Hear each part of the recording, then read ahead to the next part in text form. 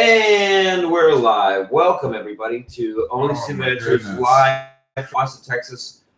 We were planning to do it at 9 a.m. I overslept, and this is me right out of bed. If you're here with us now, is same as anybody with us now? Yes, there are people joining. It's flooding. They're flying in. If you're, our plan is for the live people, 9 a.m. for the rest of today's Friday. Yeah. Right, so 9 a.m. Friday, Saturday, Sunday, Monday, and then we sleep.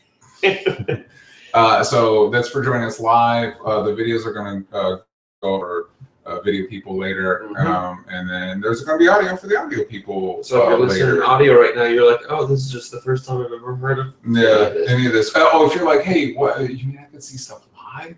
Patreon.com/onlystupid-answers. Check out each tier. There's different things you get for each tier, and it's great. It's a great community over there. We got some lovely, most little ears. Different little goodies for all those little ears. All them little ears. But Sam, what's happening? Look, we got Texas. We got flowers. We got a poster that says "Fantastic Fest" on it. What could possibly be going on? We got a serious bedhead that you got a racer head going on over there. I can't help it. Well, guys, we're coming to you live from Austin, Texas, aka the third heaven of the United States or the world. I'm not even sure. I haven't been. What are the other two? Portland's one. Okay. In no particular order. There's just three heavens. There's just the three heavens. Yeah. If we're gonna kind of round out every corner.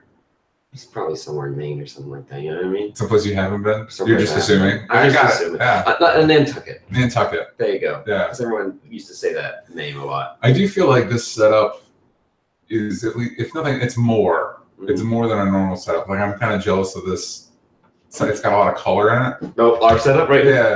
You know what I miss, though, is the light screen. I like that. The light screen's fun. And our poster. Yeah. We got this poster. Poster. So, but the reason we're in Austin, Texas is we're attending Fantastic Fest, which is a genre film festival here. They host it at the Alamo Draft House, or actually the Alamo Draft House hosts it every single year. Yeah. And they get foreign films, they get sci-fi films, they get fantasy films, they get all types of films. I've gone, this is my third year, and already having a blast. And DJ, this is your first year. This is my first time ever. We're going to dive into first thoughts and all sorts of thoughts in there. But mainly we're doing this this video portion is a little bit of coverage that you guys are like, wait a minute, you guys are seeing so many movies. You're not even writing them down fast enough for me to keep track of them when they come out wide release. Yeah. Sorry, I'm just going literally, he just slinked in. Yeah, but the point of these are, so we're going to tell you all the movies that you should really be keeping an eye out for, because already day one we've seen kind of day 0 to when we did our travel. We saw a movie then too. So yeah, we did. That's true. We've got 5 movies to talk about at the very least. Technically 6 because there's a couple we didn't line up on. Yes. Anyways, we'll hop in on it. Good morning to everyone who's joining us live. You guys are awesome. Thank you. Short notice, and hope everybody else enjoys this. Let's hop right into it. Should they rename Austin, Texas, Awesome, Texas? Yes. Okay. They also say keep it weird, but really quick. Yes.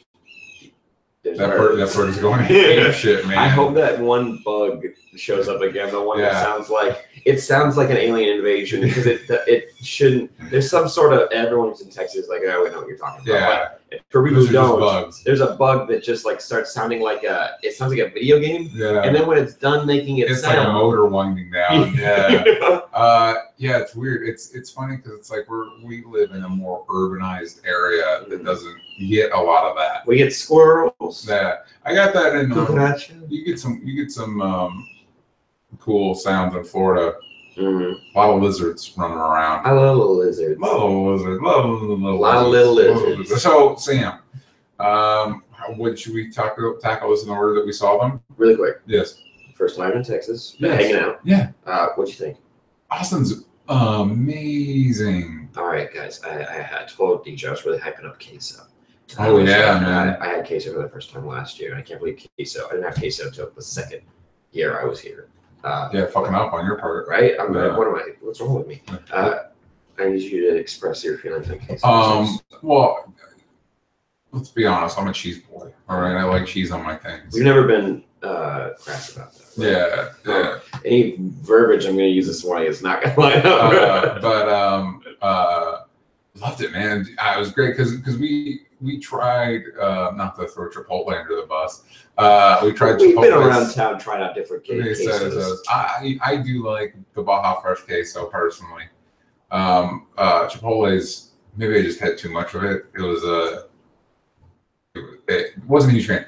We went to a place. Do you remember the name of the place? We should give them press. Oh, Guero. Guero. Oh. Guero. Guero. It's on South Congress, which is like it's the happening spot. Yeah, it was the food there, the fajitas I had. Oh my goodness. Then the queso there. Oh my goodness. I've never actually eaten that much dip out of a chip thing. This is some of the best food I've had in my life. Dude, I got, not to spoiler alert, I got a burger at Alamo Draft House during one of my movies. And I swear to God, it's one of the best burgers I've ever had in my entire life. I was shocked. Because it's like theater food. And it's like, I get it, it'll be better than like AMC theater food. Mm-hmm. But I didn't expect what I got. Mm-hmm.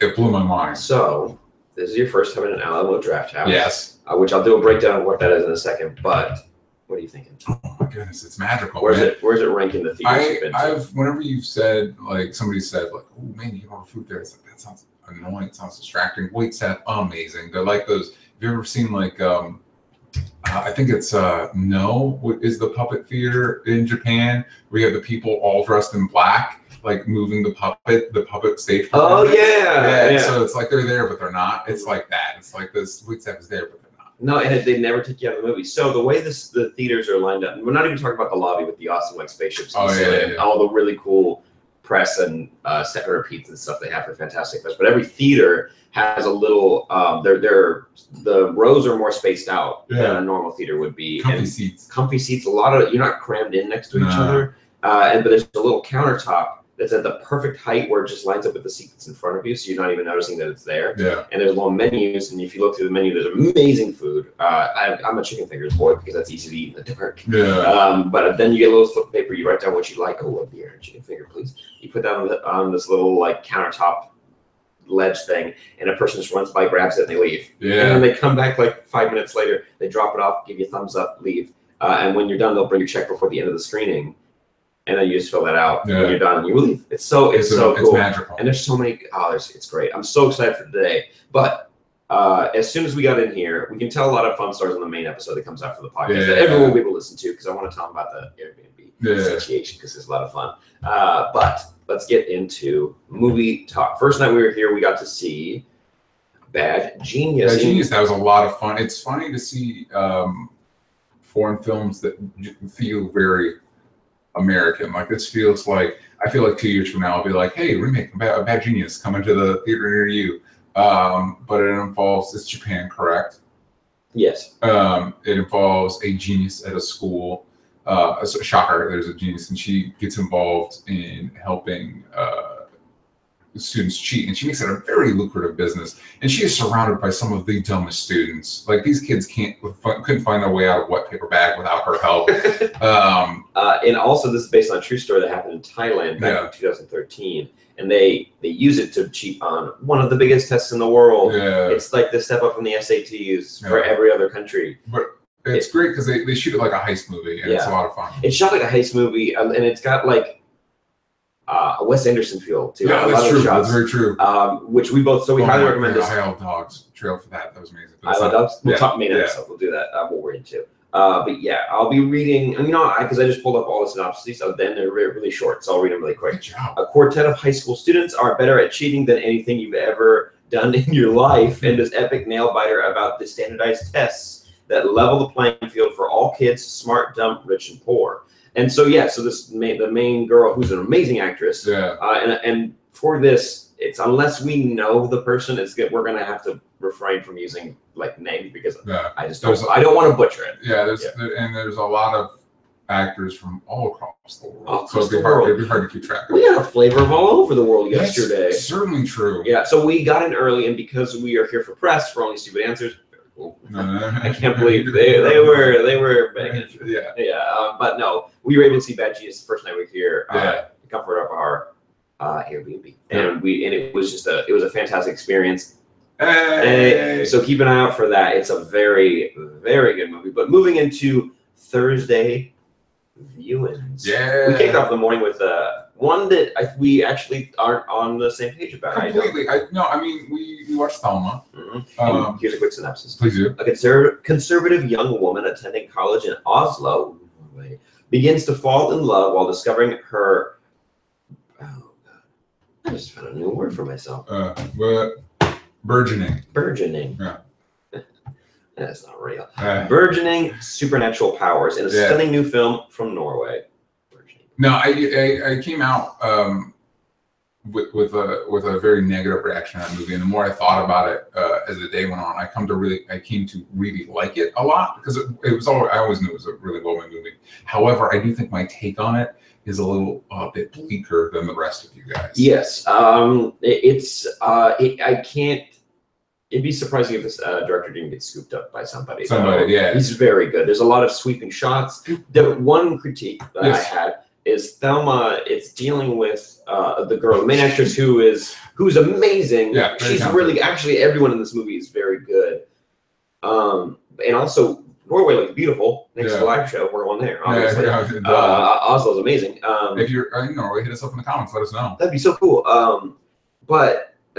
Because this movie is dealing with like supernatural powers with a kind of a cool twist to it. It reminded me a lot of Carrie, actually. Yeah, it has some elements, less of the scarier ones, but it is shot in a. There's some scary kind of moments, but true. But and, oh my goodness. But no, there are moments when they use a lot of strobe, and there's a warning before the movie. Even the opening title is in strobe, and you're like, I get what they're doing because it definitely stresses you out, and the music is stressing you out. You gotta dial it back. Oh, definitely. 100%. Yeah.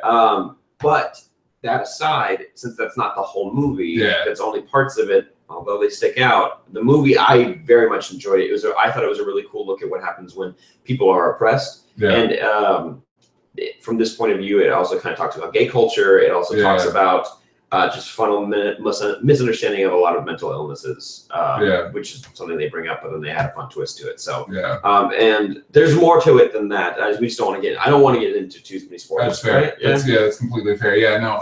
And your description's absolutely right. And I think it's a very evocative way of discussing oppression and mental illness and homosexuality and stuff like that, and I think it'll create discussion. Mm-hmm. So I'm on board with that movie. The last scene definitely has a lot of discussion. Trying to, I mean, like it's some people like you found there's a final shot of someone getting kissed, and a lot of people are discussing if it's real or not. And like, I think that's a fair way for me to say without actually saying anything about the movie too. Yeah. Just because for me, I'm like, I can't even tell if that's what it is, if that's actually what I'm seeing right now. It probably is, but something is making me question it. So. Yeah. If you get a chance to see it, recommend it. And I agree with you. I think that guy's going to get picked up to do more stuff. It's a very, very kind of boy. Dial it back on the stroke. Just maybe every other light flash. Just cut out that middle light flash. So let it happen, because the main character, since she has there's something happening in her brain. She's getting a CAT scan or an MRI, and that's when strobe happens. At one point, it happens a lot more in other places. Maybe just show it from the outside. Don't go in it. Yeah, just show it from the outside. Yeah, it was a bit much, but other than that, great movie. Yeah. Also, there's one shot that is one of the coolest. I don't know. It completely caught me by surprise. It's the one with the girl in the room. Yep. Is that a good description? Yeah. You know what I'm talking about.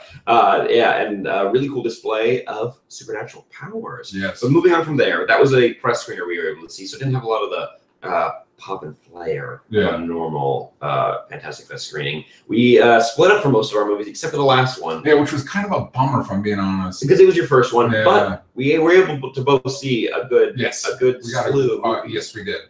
But kicking it off, first I saw Dan Dream. You saw The Line. The Line. Now talk about that because you're more excited about it. Yeah, I'm I can read it. Read me the synopsis, would you? Yeah, I'm pulling it up right now. I just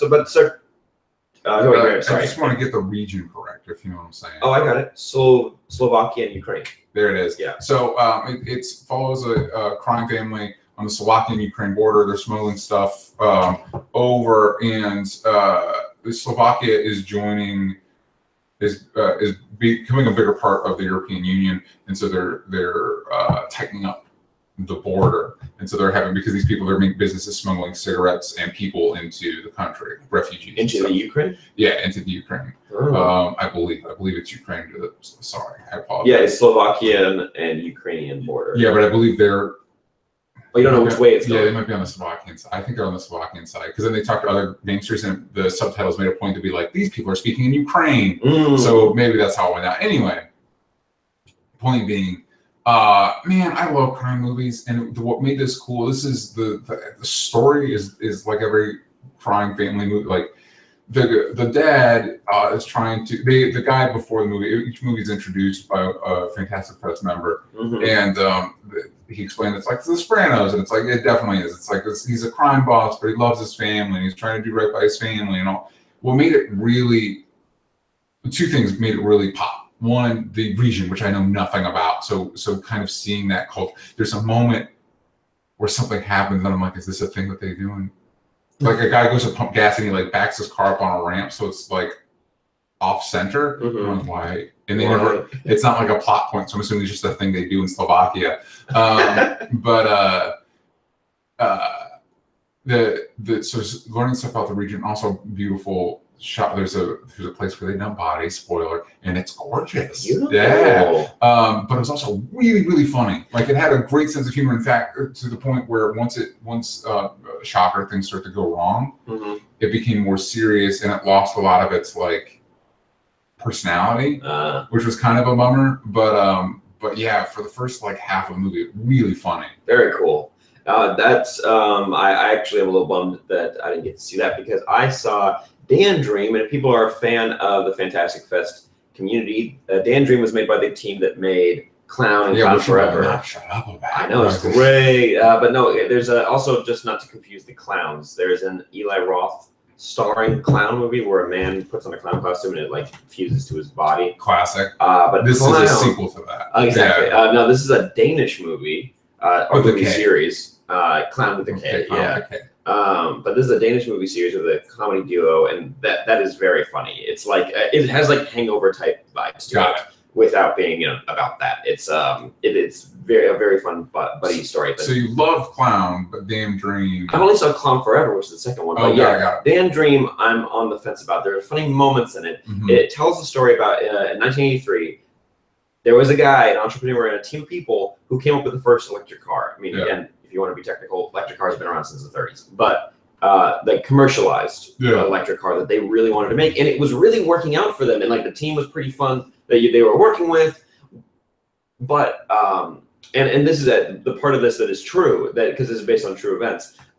When they built it and they took it to the where they were going to show it off at this big, they call it the Forum. And like the prime minister was going to be there, and it was going to be a big deal. Something happened, and this movie explores it, but something happened, and the car didn't start, and the car just rolled into the barrier and crashed right near the prime minister. And everyone's like, what happened? And the driver's in the car. So you're like, they basically just took off the blocks, and then it just rolled into there. And you're like, and then that crushed the dreams of the Dan Dream. It didn't, it crushed the Dan Dream. And the car is called the Dan Dream too. It's Dan's Danish or Denmark or something like that. No, but because it's a period piece in the early 80s, and because it's foreign, a lot of the jokes there's no real problem with race jokes because it's a different culture. If you don't have black people in the place that you live in, that's a big plot point. Oh, is it? Okay. Yeah, that's a big, like, there's this one moment where there's a guy who, I think he actually doesn't have his arm, which I thought was, like, cool to hire somebody who doesn't actually have their arm. Could be wrong. Could be CGI, but it was really good either way. But he is harassing the main guy's wife, who's from Ghana. And so she's African. And he's always, like, touching her ass. It's like, just having fun. And everyone's like, and the reason why it's weird is because everyone in the movie is like, he's just having fun. And you're like, oh, this is different. This is a different time period. But there's a certain point where they're like, you know what, we're tired of your racist jokes. Just say them until they're not funny anymore. And so they list. I've never been in a situation where someone's listed off racist jokes until they're not funny when they were already not funny for the audience. And so that was rough. But there are some. It's shot really well. Okay. Really good music. Really well acted. It's just didn't click for you. It didn't click for me. That's fair. But that didn't stop us because we watched even more movies. What was your second film of the day yesterday? The Rift. The Rift, and I feel like if you're gonna find the synopses for me. Yeah, here we go. Rift. It's an Icelandic movie. There it is. Also beautiful, by the way. Most of these movies are very well shot. After a phone call from his ex wakes him late one night, Gunnar drives out to a secluded vacation cottage to save Einar from himself. Yeah. But what awaits him there is a mystery and confusion. Yeah, this is a relationship drama with some horror elements, and I feel like they should have just cut the horror elements because the horror elements are kind of basic, and the relationship stuff's pretty interesting. I compared it when I first talked to you about it. I compared it to Atomic Blonde, where there's an action sequence in Atomic Blonde that feels like the whole movie is just an excuse to get to that one sequence. And there's something like that. Yeah, there's not an action sequence. I did not know this going in because he gets a call from his ex. I'm like, cool. I went to just heteronormative, like, yeah, it's a wife or something. You know what I mean? It's his boyfriend, and there's a scene. It's a plot point of Gunnar talking about.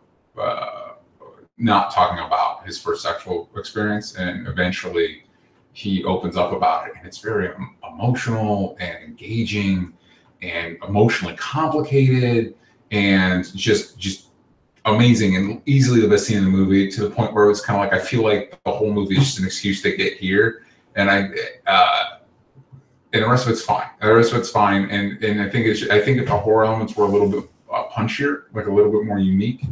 Also, I looked down for a hot second to check out my bill. This is when I got my food, and I looked up, and I had zero idea what was happening. Like it was a bad time to look down. But it's definitely interesting. And apparently, the director did Q&A after, and he talked about how Iceland has been super open to gay relationships for a long time, but there's never been a main protagonist in a gay relationship in one of their movies, mostly because they don't make a lot of movies. And most of them are straight dudes. Most of the directors are straight dudes. So it was, I think he said there was one other major film, Icelandic film, that had a gay relationship literally months before this one. Oh, yeah. Okay. Well, I'm bummed that it wasn't stellar. Yeah, but I think same thing with Dan Dream. It's like under normal circumstances, still a really solid movie. It's just like if we cut this like one day because someone recommended it. Yeah, like between Transformers: Revenge or Last Night and you know what I mean, some other blockbuster thing. We've never been as angry as that movie. Nope. But I was able to see 3 Foot Ball and Souls. Now I'm excited to hear you talk about this. Yes, I'm very excited about the talk. I want to talk about it, and I'm in that mood where I'm really excited and I want to spoil stuff. Just to be clear, I never want to spoil stuff. It happens. It happens.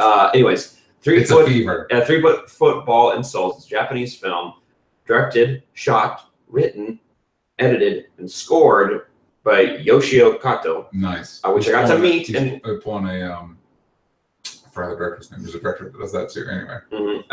Members of an internet suicide room called Life Club decide to end their life using explosives, and spoilers, specifically fireworks. But you find out in the first 5 seconds of the movie. But an unexpected side effect finds them stuck in a time loop, constantly thrown backwards. And so this movie explores 4 characters coming from for different reasons, all under code names. The point of the life room, which these are real things. They're suicide chat rooms where people group together to do group suicides. And it's because it's not. I've never heard of something like this before.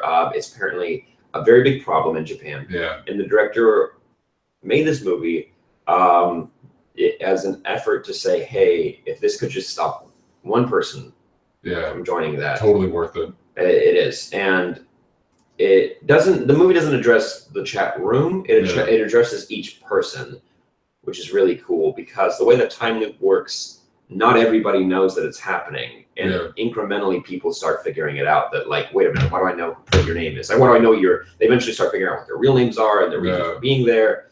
And there's one driving force for 3 of the characters, while the other person kind of, she's important, but she is their mission. She is their mission. And as soon as you find out what that mission is for them, it's like, yeah, you guys need to figure this out fast. Like, you need to, and what is great is that there's comedy in it, which the movie sounds like there shouldn't be, but because of the time travel hijinks, and people not knowing stuff, the first half of this movie is really funny. Like, really, really funny, where like some people are like, wait, you know what? I can stop this time loop from happening if I just hit the button first for the bomb before they even get here, and they do it, and it still happens, and they try it again, and like it still happens, and there's a lot of humor in it. I like that you say that, because that makes me even more interested, because I think with something as serious as that, it's important to take the piss out of it a little bit. Yeah, he definitely does. Yeah, and he's like, but now let's start to. There's this basically they're hitting it like as many times as you possibly can in the beginning of the movie, and eventually they're like, we have to stop, because eventually it's going to stick, and we're not done fixing this problem. We need to fix this. And oh man, guys, I wept. When they really dive into it. They dive into, there's 2 women and 2 men, and that's all I'll say. I was going to say, it sounds like you're getting a little more specific. But no, when they dive into each of theirs, I think that there's one of theirs that's a little specific just to Japanese culture, it feels like. Or it could be a parent thing. I'm not really sure. I can't really tell. So I just accepted that one. But everybody else's, one is dealing with depression, another one's dealing with tragedy. One's like, it's like these are. It just makes sense, and it deals with depression across a group of ages too. So you're like, it doesn't criticize suicide by saying no, this is bad, blah blah blah. Which suicide is, but it's trying to take it from an approach of, if you've had these thoughts, how do you get talked out of it? And that's how it approaches it. But from 4 different angles. That's cool. So and what's really cool is when you go through it, there's an extra bit at the end too. Cool. Which I recommend staying for, because post-credit scene. Fury. It's a very it is very cool, and I definitely cried twice for sadness when they kind of dive into like talking about these emotions and how you're dealing with it. And then you get something later that I did have some tears of joy for. So very fortunately for me, it's part of our press. So we really have to see it. We can watch it when we maybe like get home or something. But like, guys, if you can get a hold of 3 Football and Souls, highly recommend it. Japanese film. Turn on the subtitles. All right. Exactly. Turn on the subtitles. But now we're at the last movie, which we saw together. Oh, we did. Oh shit! We're already at the end. Cold Hell. Let me pull up the info on that. That was a dope movie, man. I think that's fair to say. We both had a fucking great time. It was like nowhere near the same plot, but I felt like it was what the approach of Atomic Blonde was supposed to be. Oh, good call. Where it's set in a foreign place. You have this really badass woman. Who doesn't talk, and she's very stoic. And I love that actress, by the way. She's great. I'll pull up her name really quick. But you want some badass fight scenes and some like really like shady shit happening, and that's what we got in Cold Hell. Yeah. So Cold Hell takes place in Germany, correct? Yes. I have a. Read the synopsis. Here's a synopsis. A young Turkish woman living in Vienna feels. Oh, it's Vienna. It's a German film, but it's taking place in Austria. Vienna. Feels increasingly lonely after she witnesses a murder and finds herself next on the killer's agenda in this smart and gritty thriller from director of Anatomy and the Oscar-winning The Counterfeiter. So this guy knows what he's doing. A lot of really good editing. The cinematography is great, and it has some of that like kind of neon look of that's probably ranked way down. That was probably what ticked off, like made you start thinking of Atomic Blonde right away. It's the neon stuff. I didn't think about that. Yeah, it was so she sees a killing, and that puts her on the radar of this crazy person. Okay, I do want to paint a picture of how that works. Is that too much? How the killer sees it? You don't need to do that. I'll just say it's great. It's haunting. Oh, how the killer spots her? How it spots her. No, don't. But it's really dope. It is. And this heroine, like, she's taking Thai kickboxing. That's a very important plot point. It is. Well, not plot point, but it's discussed. Cool way of introducing it too. Yeah, man. with that cop that reminded me a lot of a young Jeffrey Rush. He looks like a young. He hasn't drooped. Yeah, he hasn't drooped yet. But he's not that far off. No, but he could play a younger Jeffrey Rush. Yeah, by like 10 years. Yeah. Like if you needed a 10-year time jump. But the way this actress and the way they shoot action scenes, like when she's hitting people, I hurt. Like you feel it. Yeah. And the back row, the teeth rattles in the back row. You know what I mean? It's a bummer because you ran out to use the potty, and you missed. There's a very of course, set of the movie. There's a very awesome car chase action scene combo, and she's such a badass. And the way they shoot it isn't like Atomic Blonde, where this is choreography. This is her like wanting not to die. It's like she's not an assassin. She's just like, I am not going to die right here because of this. And this woman, is so headstrong and stubborn to a fault sometimes. It seems like, but for the most part, she ends up making the right call. Yeah. Usually. But man, but even just coming to the point of like not dying, she's like, nope, I'm not dying. Like she doesn't say it. It's just all mental fortitude. Yeah, there's a chase sequence in a train station, which is my favorite part of the movie. It's so cool. So it's a fun. It's one of those times where I was looking at it's like, I'd be totally down if they made an American remake of this, because the stuff they talk about, because she's Turkish, and dealing with and a non-practicing Muslim. Dealing with because it's for in America a lot of our focus. No, we do have the travel ban. We just don't like immigrants all of a sudden. Anyway, I think it would be the stuff they talk about in that movie, I think would be important in our country too. And also to just get the same actress, man. She was so good. She is so good. She's English. Or she's gonna speak German the whole time. I don't care. Nobody cares. The guy who introed the movie was really selling it. He was very excited about it. He was, but he was talking about how this is kind of talking about second-generation immigrants in a new country like this, and how fuck her dad. They are fuck her dad. But also kind of fuck the detective for a while until you learn more about him. Man, I thought that was really smart, because at first he came off as like cartoonishly racist, and it's like, guys, you can't do this in movies, because the way most human beings are racist is a lot more subtle, which is scarier to me because they don't realize it.